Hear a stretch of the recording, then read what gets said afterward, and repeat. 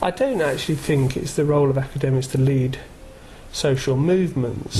So, I mean, I have not found myself championing the recovery movement in the way in which some of my academic colleagues, like David Best, has done, because I don't personally feel that that is the role of an academic to do that. In some sense, I feel that when you do that, you lose your capacity then to ask then critical questions about the movement that you're championing.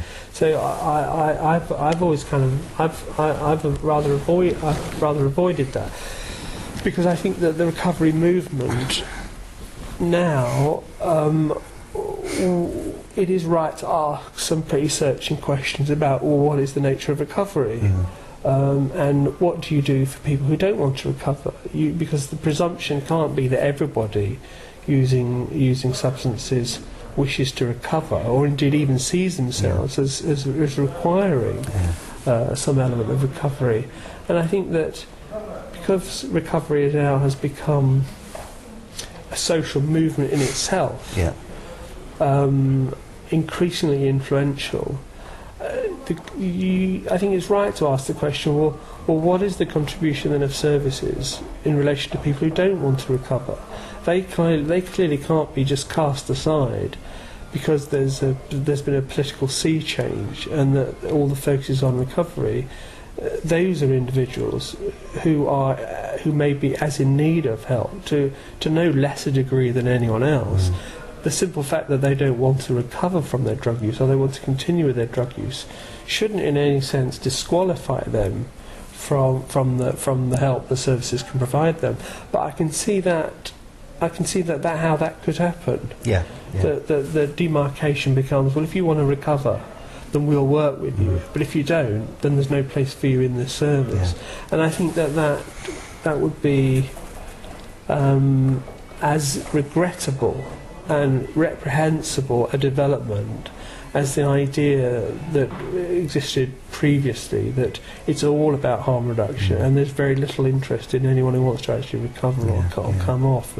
Those individuals, I think, to an extent, were rather cast aside. Yes, but it's strange. I mean, when I was saying to you earlier on that, we were discussing this earlier on about, when I suppose when the recovery agenda came on board, more in the UK a few years ago, and there was this big divide. And I'm just thinking about people sort of cross that, sort of help bridge that gap.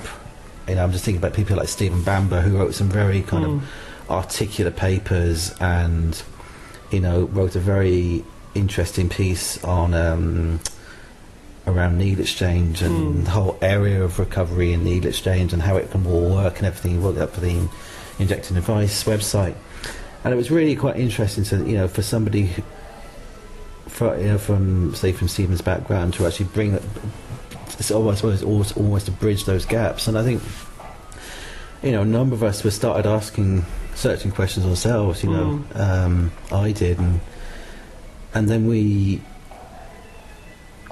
we saw I was asked to write an article for one of the blogs. And about how harm reduction and recovery can work together. And it was interesting when you kind of take the labels away. Actually, kind of, when we took the label, and I was speaking to other people. Right, we were working towards what obviously what the client wanted, but it was just using a different terminology. But I think like you say, the danger is now that if you are a drug user, you won't be able to enter, this project or this project, and you're going to be. Certainly by what what we're hearing, and the benefits could be stopped, and people have been taken off the sickness disability benefit, whatever in the UK, and it almost seems to me it's kind of almost being forced on people. Yeah, I mean, I think that where you have barriers to services. Almost always those barriers are about meeting the needs of service providers or funders of those services. They're generally not about the needs of the individuals, and I think that we should not have barriers. We should not make the road to services a difficult one. And I think that I always felt that we should have a much broader range of services. I think that the challenge of combining harm reduction and recovery or abstinence is substantial. I mean, I think that